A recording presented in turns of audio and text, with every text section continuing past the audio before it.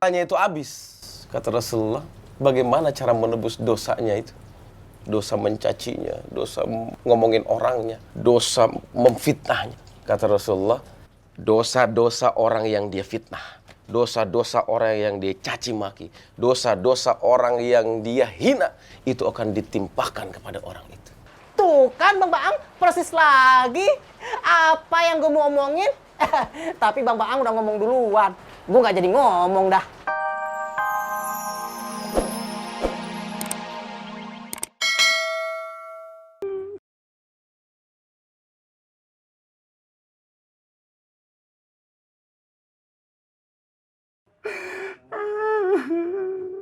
Astagfirullahaladzim, astagfirullahaladzim.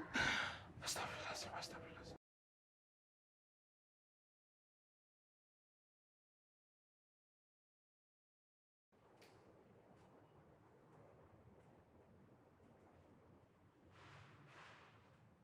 Cek, mau nyiram puun. Udah mamang siram tadi pagi. Percuma saya kasih tahu kamu. Percuma kenapa?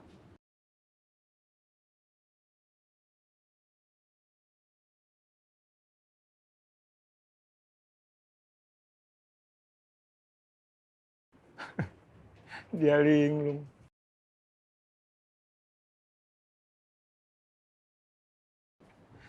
Udah ya, pasar.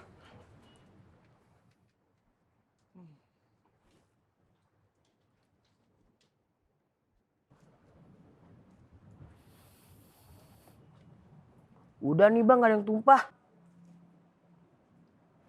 Tapi ngomong-ngomong, lu lewat tadi ketemu siapa dalam musola? Gak tahu Bang, kan saya liatin ini biar gak tumpah. Ada yang ngobrol-ngobrol gak? Ada yang gosip-gosip, ada yang gibah-gibah gitu, ada gak? Kan saya gak tahu Bang Apoy. Kan saya udah bilang, saya ngeliatin ini. Liatin ini air biar gak tumpah.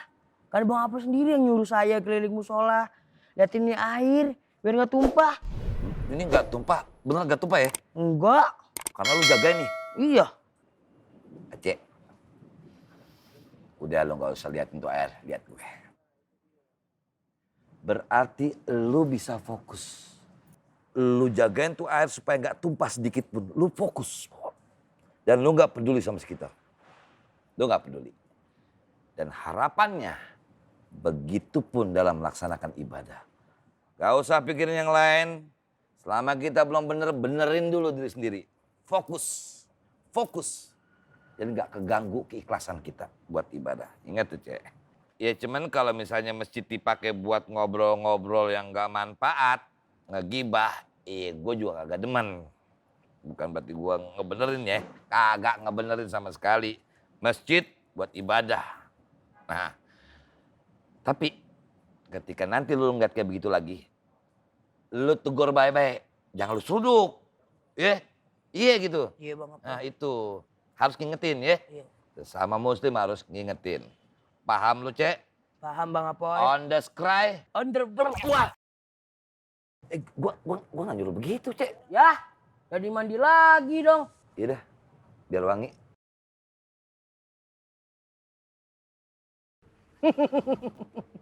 Alhamdulillah Bang, minyak angin dari Bang Faang itu sangat manjur. Ini sekarang udah sembuh Bang, alhamdulillah bayan. Alhamdulillah. Tapi ada satu hal yang harus diingat Kang. Obat itu hanya perantara Kang. Dan obat itu hanya bisa mengobati. Yang menyembuhkan itu Allah Subhanahu wa taala. Persis Bang, persis. Apa yang Bang Faang sampaikan itu sama persis dalam pikiran gua. Kita sangat sejalan Bang. Cuma saya lebih duluan aja kali ya. Assalamualaikum Bang. Yang lengkap dong. Assalamualaikum warahmatullahi wabarakatuh. Waalaikumsalam warahmatullahi wabarakatuh. Allahu Akbar.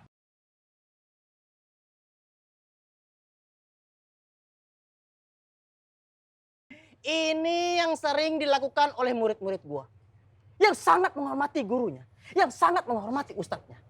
Ayo, calon murid-muridku. Bang Faang, kalau Bang Faang ingin duluan, silahkan.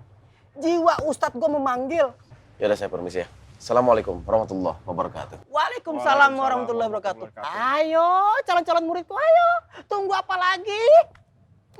Berkah, berkah, berkah. Berkah, berkah, berkah. Berkah, berkah.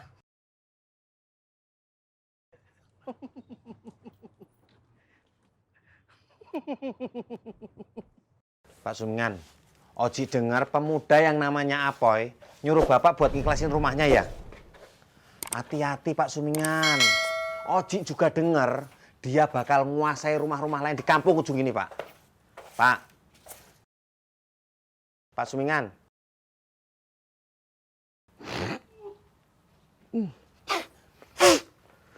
Pak, Gua denger omongan lo. gini, Diam lo.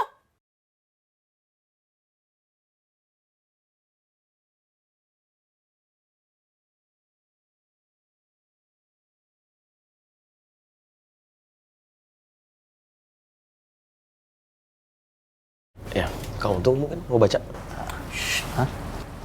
Kapan saya yang baca? kata pisan. Iya. Kita baca surat Al-Hujurat ayat 11 sampai 12, nanti artinya akan dibacakan sama Kang Bondan ya kan? Insya Allah. Bismillahirrahmanirrahim.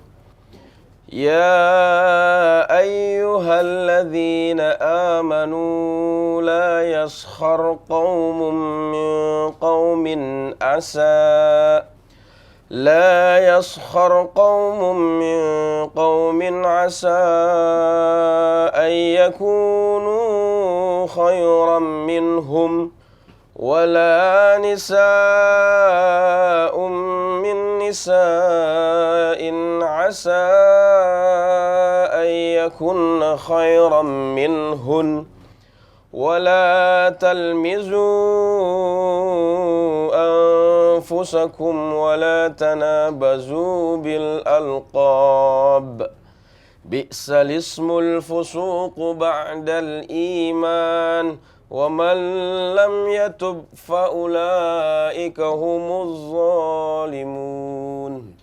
Wahai orang-orang yang beriman, janganlah satu kaum mengolok-olok kaum yang lain, karena boleh jadi mereka yang diperolok-olok lebih baik daripada mereka yang mengolok-olok.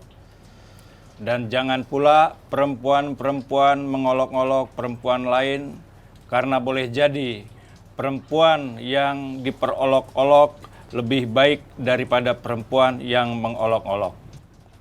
Janganlah kamu saling mencela satu sama lain, dan janganlah saling memanggil dengan gelar-gelar yang buruk.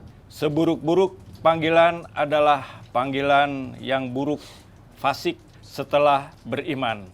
Dan barang siapa tidak bertobat, maka mereka adalah orang-orang yang zolim. Kita lanjut. Ya ayyuhalladzina amanu ijtanibu katsiran minadh-dhann inna ba'dadh-dhanni ithmun wa la tajassasu wa la yaghtab ba'dukum ba'dha ayuhibbu ahadukum an ya'kula lahma akhihi maytan fakarihtumuh wattaqullaha innallaha tawwabur rahim. Wahai orang-orang yang beriman, jauhilah banyak dari prasangka. Sesungguhnya sebagian prasangka itu dosa. Dan janganlah kamu mencari-cari kesalahan orang lain. Dan janganlah ada di antara kamu yang menggunjing sebagian yang lain. Apakah ada di antara kamu yang suka memakan daging saudaranya sendiri yang sudah mati?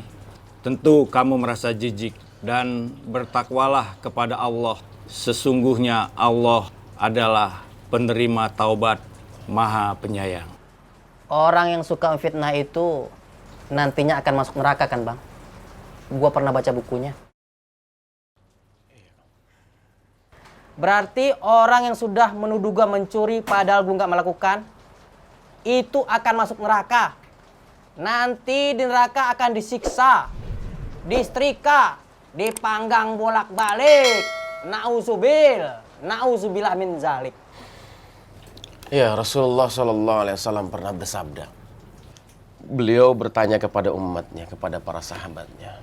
Wahai sahabat-sahabatku, tahukah kalian siapa orang yang bangkrut nanti di hari kiamat? Kata Rasulullah. Para sahabat menjawab, orang yang bangkrut itu adalah orang yang tidak punya harta, tidak punya dinar, tidak punya dirham. Kata Rasulullah, tidak, bukan itu.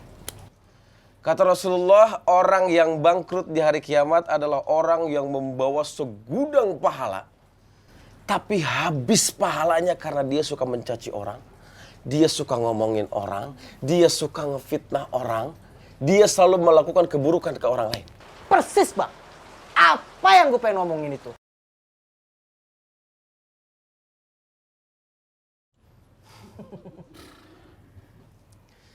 Terus kata Rasulullah, tidak cuma itu. Apabila pahalanya itu habis, kata Rasulullah, bagaimana cara menebus dosanya itu? Dosa mencacinya, dosa ngomongin orangnya, dosa memfitnahnya.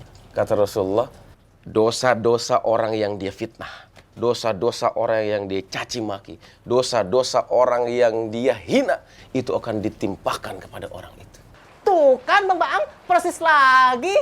Apa yang gue mau omongin? Tapi Bang Baang udah ngomong duluan. Gue gak jadi ngomong dah.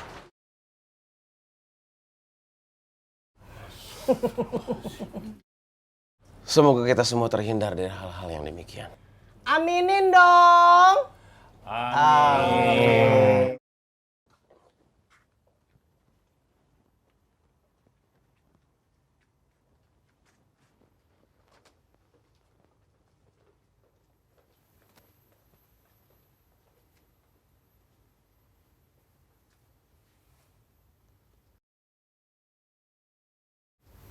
Masih belum nambah. Belum. Percaya sama gituan? Kalau saya sih enggak. Mana mungkin sih ada orang mau berbuat baik kalau nggak ada maksudnya. Hati-hati penipuan.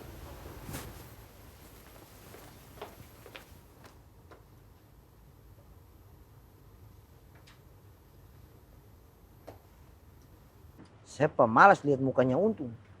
Mukanya itu kayak kelihatan senang begitu. Karena kakak Fang bahas tentang fitnah. Memangnya kamu teh fitnah Kang Untung? Sio mama pelungu. Siapa yang fitnah Untung? Saya itu cuma bicara sesuai fakta dan kenyataan yang ada. Kan dia sendiri yang bilang, barang siapa yang makan duit haramnya koreng, dia sakit perut. Nah sekarang Untung lagi sakit perut kan? Udah enggak kayaknya. Kenapa kau bela Untung? Katanya ngomong teh harus berdasarkan fakta, Kang Kirman.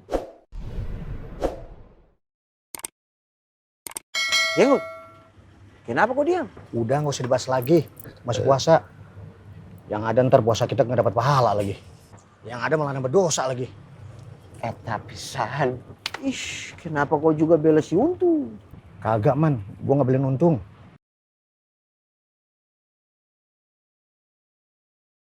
Makasih ya Bang Paang. Udah mau ngebahas tentang fitnah. Sesuai dengan requestan gua. Sama-sama, Kang.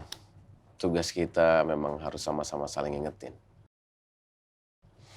Wa tawassaw bil haq, wa tawassaw bis sabr. Harus saling nasihat menasihati dalam kebaikan, harus saling nasihat menasihati dalam kesabaran. Ya, mudah-mudahan ini juga jadi introspeksi buat diri kita bersama, Kang. Ya, saya, Kang Untung, teman-teman yang lain mungkin sama, sering berbuat salah. Bahkan bisa jadi, Kang, sebaik-baiknya saya bisa jadi lebih baik Akang. Seburuk-buruknya Akang bisa jadi lebih burukan saya, Kang. Oleh karena itu ya, yuk kita bareng-bareng sama-sama memperbaiki diri, Kang. Persis. Persis, Bang. Gue juga mau ngomong kayak gitu.